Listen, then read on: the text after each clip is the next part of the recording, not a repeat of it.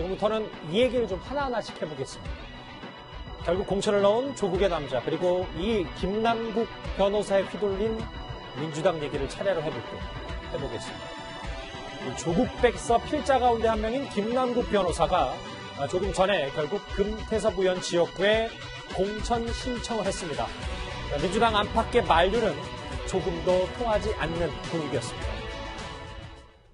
수업 듣는다 얘기는 이제 들었어요. 학교에서 누구가 이제 방송에 나온다라는 얘기를 이제 선생님들이 해요. 해서 이제 대학원 다닌다는 얘기까지는 제가 들었는데 그 같은 추이는 저는 몰랐네. 제가 대학원 다니는 동안 교수님 수업을 꼭 듣고 싶었는데요. 실제로 수강 신청까지 2번을 했었어요. 일단은 교수님 그 시험을 굉장히 빡세게 보시고요. 수업도 빡세고 과제도 빡세고 해가지고 제가 못 들었는데 나중에 교수님 청강을 해도 될까요? 아유, 환영합니다. 오늘 여의도 최대 이슈는 이겁니다. 이도원 의원님, 한번 같이 보실게요. 오늘 새벽에 이런 SNS에 글을 올린 것을 시작으로 결국 조금 전에 김남국 변호사가 강서갑에 공천 신청을 했더라고요. 그렇습니다. 공천 신청을 했을 뿐만 아니라 그 조국 수호 검찰 개혁을 내놓고 아예 그 금태섭 의원과 정면 대결을 하겠다 이렇게 선언을 한 걸로 보입니다. 사실 정봉주 전 의원이 물러난 자리에 그 김남국 변호사가 그 출마한다는 그 얘기가 나올 때 그 많은 분들이 이게 과연 그 당 지도부의 뜻인지 아니면 그 정봉주 전 의원이나 그 조국 전 그 법무부 장관 측 세력에 의한 그 생각인지 많은 분들이 궁금해했는데 지금 상황으로 보면은 그 당 지도부도 뭐 그 100%는 아니지만 50% 정도는 그 가능성을 열어둔 것 같고 특히 그 추가 공모를 그 허락했으니까요. 그리고 아마도 조국 그 전 장관을 그 비호했던 그 세력 등에서 집중적으로 아마 김남국 그 변호사를 밀어주고 있는 것 같습니다. 그래서 강서갑 그 공천이 결국 그 조국 대 반조국 달리 얘기하면은 조금 그 금태섭 의원으로 대표되는 합리적 그 진보 세력하고 진중권 교수가 얘기했던 이른바 조국기 부대 이런 양 세력의 대결이 펼쳐지게 될 것 같습니다. 다음 화면을 보실게요. 하정대 국장. 그래서 어쨌든 지금 강서갑은 이렇게 당내에서 이런 맞대결에 일단은 성사가 됐는데 글쎄요. 결국은 조국 총선이라 불리는 이런 논란 때문에 민주당에서는 앞으로에 있을 이 파장들이 꽤 부담이 될 수는 있지 않겠습니까?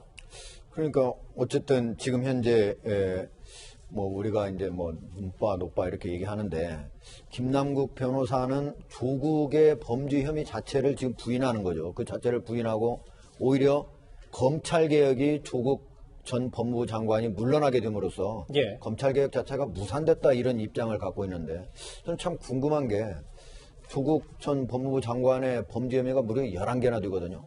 거기에 그냥 뭐 공문서 위조, 사문서 위조, 뭐 증거 은닉, 뭐 인멸, 은닉 교사 뭐 이런 것만 있는 게 아니고 뇌물도 있고요. 뭐 부정척탁도 있고 여러 가지 다 있습니다. 근데 그런 것들조차도 모두 과연 부인하는 것인지 과연 조국 전 장관이 없으면 검찰개혁이 안 되는 거지. 이번에 지금 추미애 법무부 장관이 취임해가지고도 검찰개혁 열심히 지금 추진한다고 해서 물론 너무 과도하게 하려고 하다 보니까 지금 논란이 생기고는 있지만 그러고 있는데 왜 굳이 조국 전 장관만 검찰개혁과 동일시하는 것이 그 부분이 과연 국민들한테 납득이 될 것인가. 결국은 저것이 더불어민주당 여당의 선거 전략에 오히려 악영향을 끼치는 거 아닌가 하는 것이 사실은 문바와 노바가 아닌 민주당 더불어민주당 내부에서도 제가 거기에 있는 여러 내가 그 의원들도 만나봤거든요. 그분들 안에서도 나오고 있습니다. 사실 조국 총선이 될 것이라는 내부 우려에 민주당은 어제 간신히 김남국 변호사의 출마 기자회견을 취소했었습니다. 하지만 결국 상황이 이렇게 오늘 출마로 흘러가면서 민주당 우왕좌왕하는 모습이 역력합니다. 이번 총선을 조국 수호 선거로 치를 수는 없습니다. 조국 수호가 이슈가 되는 선거를 치르는 것은 저희가 하는 일이 절대 틀리지 않다. 그런 오만한 자세로 비칠 수가 있기 때문에 생물학적 나이보다 더 중요한 것은 청년 정신일 것입니다. 김남국 변호사님께도 스스로 정치의 영역에서 청년의 정신을 실현해 왔는지 되물어 보시기를 권해드립니다.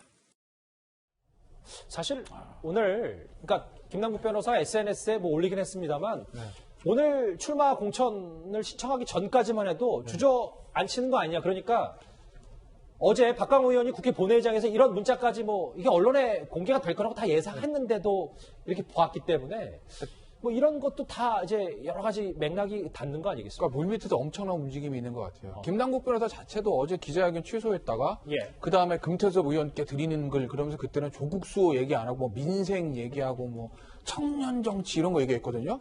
근데 오늘은 또 이제 조국 수호 검찰 개혁 뭐 이 얘기 하잖아요. 그러니까 본인이 총선에 내거는 이 간판도 지금 이번에 강서갑에 출마할 것이냐 출마하지 않을 것이냐 그다음에 출마한다고 했을 때 간판을 뭐 생활정치, 민생, 청년으로 내갈 거냐, 조국 수호 내갈 거냐 이것도 왔다 갔다 하는 거거든요. 그러니까 본인뿐만 아니라 민주당 내에서도 지금 여러 가지 흐름들이 지금 그 하루 사이에 엄청나게 많은 이제 변화들이 물밑에서 있었던 것 같은데 예. 지금 보시면요, 박광원 최고위원의 그 문자 메시지, 예. 우리 예전에 아마 이거 처음에 이제 의원들 카메라 이게 잡히기 시작한 게 아마 2015년 초인가요? 김무성 전 대표 KY 써있는 수첩 있잖아요. 기억이 납니다. 기억나죠? 그때 이후로 수많은 수첩이라든지 이 문자 메시지가 잡힙니다. 알게 모르게. 제가 봤을 때는 기자들이 보고 있는 거 다 알 텐데 박광원 최고위원은 어느 정도는 조금 글쎄요. 이게 뭐 자의반 타의반적인 어떤 노출이 아니겠나 저는 생각을 해보는데 박광원 최고위원 지역 어디예요? 수원입니다. 수도권이죠. 수도권이죠.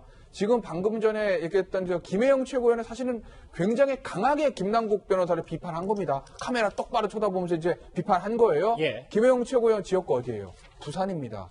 부산 선거 지금 만만하지 않습니다. 그러니 수도권과 이 PK에 있는 이 굉장히 어떻게 보면 지금 장담할 수 없는 지역에 있는 국회의원들 입장에서 보면 이 상태대로 조국의 문제, 조국 전 장관의 문제가 다시 총선 한복판에 들어오는 거는 이거는 득보다는 실이 많다고 보는 거죠. 핵심 당원들은 지지자들은 뭐 지킬 수 있겠으나 중도층으로의 표의 확장에 문제가 생길 수도 있다고 생각하기 때문에 수도권 의원들하고 부산 의원들이 지금 저렇게 강하게 좀 반발하는 거 아니겠습니까? 김남국 우려 이 포착된 문자 말고도 당내 분위기도 어제 꽤 발빠르게 돌아가서요. 김종욱 교수님. 네. 한 보도에 따르면 이거 김남국 변호사 이제 출마 강행하면 다 죽는다, 빨리 수습해야 된다는 얘기가 당 대표실에 많이 도착을 했다고 하네요. 제가 볼 땐 진정한 위기가 좀 왔다는 생각이 드는데요. 다 아시겠지만 국회의원들이 지금 선거 때문에 현장을 돌아다니고 있습니다. 현장의 분위기를 가장 잘 아는 사람들은 국회의원들이고요. 그 국회의원들이 가장 고민하는 게 지금 뭐냐면 일반 유권자하고 중도층 자체가 아무리 얘기를 하더라도 집권 여당의 이야기에 대한 신뢰가 떨어지고 있다라고 하는 상황들을 반영하고 있는데요. 예. 그 이유 중에 하나가 말씀하셨지만 대통령도 조국 전 장관을 그만 놔둬라 이렇게 얘기를 하셨고 또 지금 상황에서 조국 전 장관이 재판 중인 상황인 거고 이 조국 전 장관을 불러왔을 때 저는 중도층 같은 경우가 이 선거에서 투표를 하지 않거나 아니면 민주당을 지지하지 않을 가능성이 되게 높은 상황에 처해 있습니다. 제가 많이 들어본 내용은 뭐냐면 좋다, 검찰개혁 다 좋지만 집권 여당이 지금까지 민생 문제와 관련해서 무슨 능력을 보여줬느냐, 어떤 대안을 제출했느냐, 계속 여전히 조국 장관에 빠져있을 거냐라고 하는 물음들 생각이 많이 있습니다. 이런 것들을 국회의원들이 잘 알고 있는 상황인데 이런 상황에서 당 지도부의 얘기, 그다음에 대통령의 말씀, 그다음에 국회의원들의 얘기까지 다 오기면서까지 저희 친문 지지 그룹들 또는 조국 지지자들이 저런 식의 선거 과정에서의 자기들의 방식들을 계속 강력하게 밀고 나간다면 제가 볼 때 민주당에서 어떤 영을 가지고 이 선거를 움직일 수 있을지에 대한 아주 중대한 고민들이 있는 것 같아요. 그래서 여기서 다 죽는다, 빨리 수습해야 된다라고 하는 얘기가 가장 중요한 절박한 요구였는데 오히려 이 요구 자체가 지금 오늘 정반대 상황으로 나타났기 때문에 예. 저 진정한 위기가 지금 다시 오고 있다고 생각을 합니다. 이 당내 공천이 덧나기 전에 오늘 이해찬 대표 역시 좀 발빠르게 움직였었는데 결국 소용이 없었던 건 아닌지 모르겠습니다. 오늘 오전 상황 화면부터 만나보시죠. 김남국 변호사보다도 금태섭 의원한테 그런 건 사실 아니니까 열심히 해라. 아마 그렇게 전달했을 거라 생각합니다. 그랬을 걸 알고 있습니다. 현재 민주당의 현역 교체는 문희상 의장님 등 불출마 의원님이 20명을 좀 넘습니다. 몇 분이 더 용단을 내려줄 걸로 예상이 되기 때문에 글쎄, 그래서 뭐 불출마 단어를 뭐 김남국 변호사를 꼭 찝지는 않았습니다만 뭐 이해찬 대표의 입에서도 여러 가지 얘기가 나왔고 특히 핵심 관계자는 뭐 없던 일은 정리됐다라는 발언까지 했었기 때문에 이도원 의원님, 그럼 네. 이쯤에서 정리해 볼 건 김남국 변호사 정리를 못한 겁니까? 아니면 안 한 겁니까? 양 측면이 다 있는데 현재 상황으로 보면은 못하는 게 한 51%쯤 되는 것 같습니다.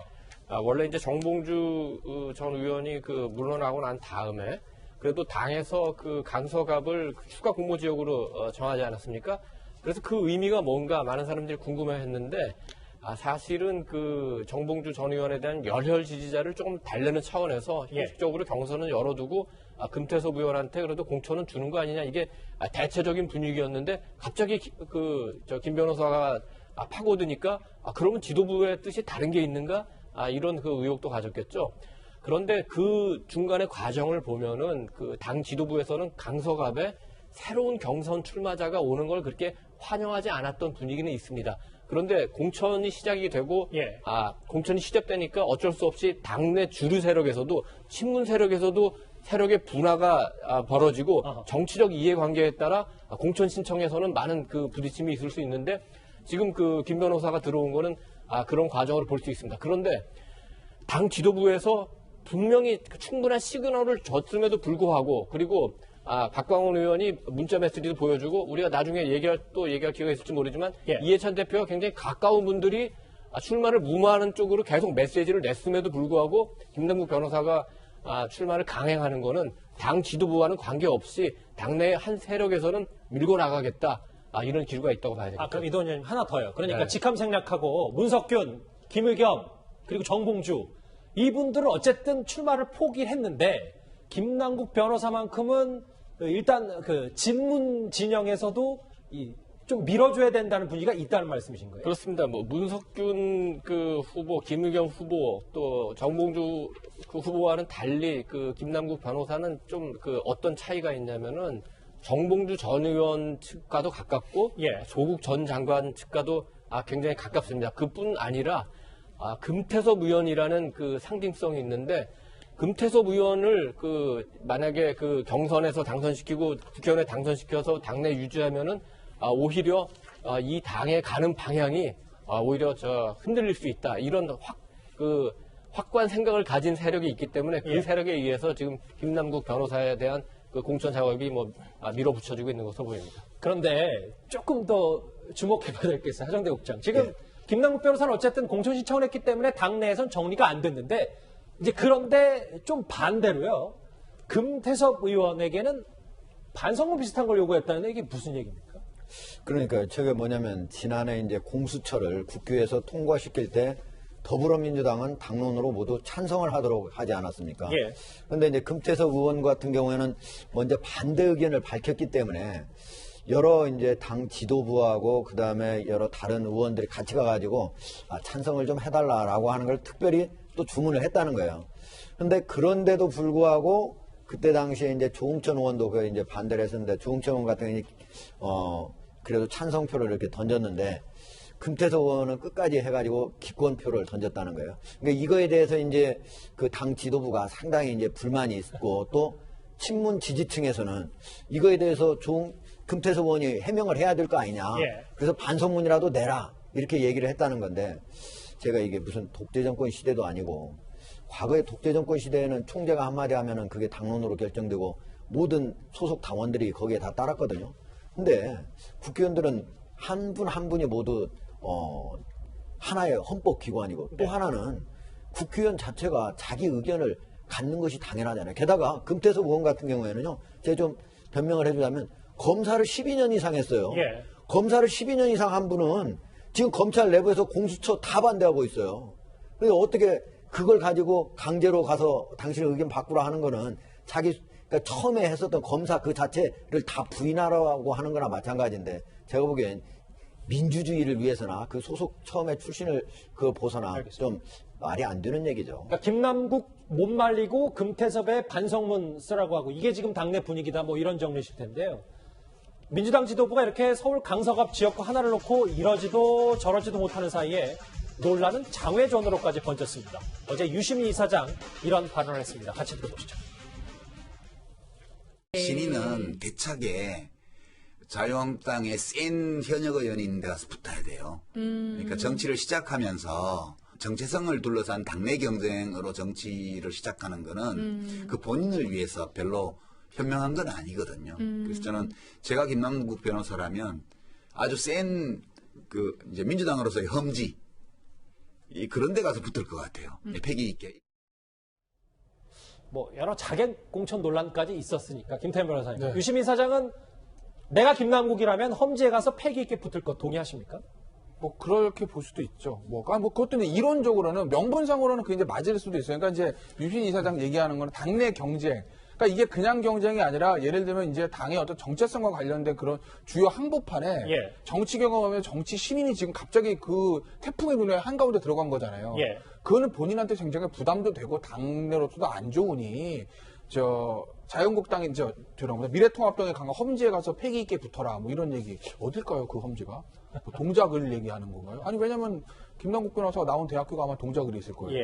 그러니까 뭐 그런 걸 얘기하는 것 같은데 근데 손혜원 무소속 의원 얘기가 재밌습니다. 뭔 소리냐라는 거죠 유시민 장관 얘기에 대해서 저거 한번 보세요. 스스로 결정에 강서가 나갔냐? 내가 가겠다고 보내 이거거든요.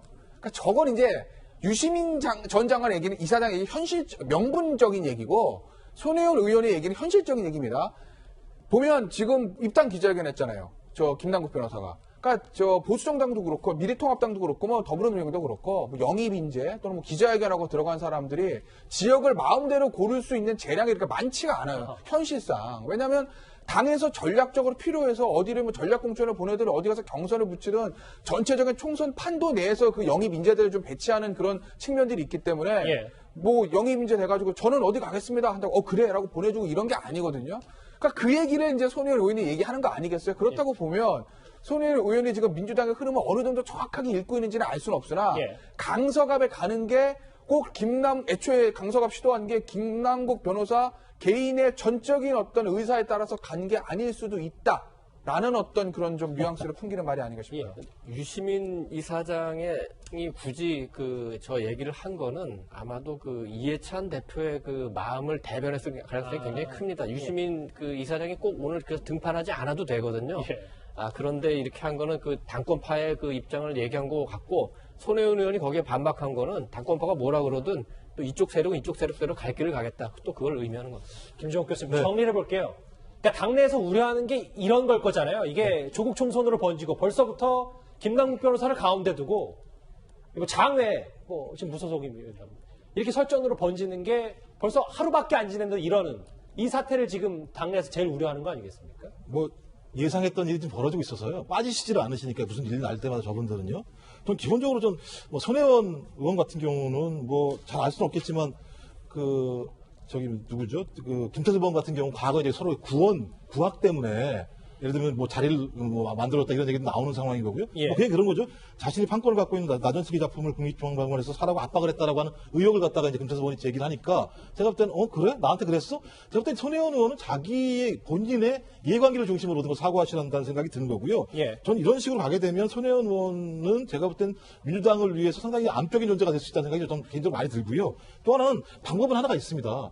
저는 당에서 김남국 변호사에 대해서는 부적격 판정을 내리면 된다고 봐요. 이유는 뭐냐면 기본적으로 본인이 뭐라고 했냐면 어제만 하더라도 젊은 정치, 민생 정치를 해서 나오겠다고 분명히 얘기했었어요. 근데 오늘 얘기한 게 뭐냐면 일부 언론에서 만들어낸 허구적인 프레임과 국민들이 원하는 검찰개혁이 그러니까 조국 프레임 다시 갖고 온 거 아니겠습니까? 김종욱 교수님 말씀 끊어서 죄송한데 네. 근데 캐치프레이즈가 바뀌었다고 해서 김남국 변호사에 대해 공천 부적격 도장을 찍기에는 제가 볼 때 거짓말을 했다는 거죠, 본인이. 거짓말이요? 그렇죠. 예. 그리고 또 본인이 어디 나옵니까? 강서갑에 나옵니다. 나오는 데가. 그리고 제가 볼 땐 전략공천이 된 게 아니에요. 본인이 예를 들면 입당을 한 거예요. 저 그런 케이스라면 제가 볼 때는 누가 뭐라고 얘기하더라도 이 당에게 그리고 청년 정치는 솔직한 거 아닙니까? 솔직하지 않은 정치를 하는 것 자체에 대해서 예를 들면 우리가 당에서 같은 이번에 용인한다? 전 그렇다면 어떤 후보를 용인하지 않겠습니까? 저는 그런 원칙들을 만들어야 된다고 생각합니다. 그런 말씀 분석 관측을 해주셨는데 일단 오늘 조금 전에 김남국 변호사는 강서갑 금태섭 의원 지역구에 공천을 신청했기 때문에 앞으로 이 파장이 민주당 내 어디까지 미칠지 저희도 한번 주목해 보겠습니다.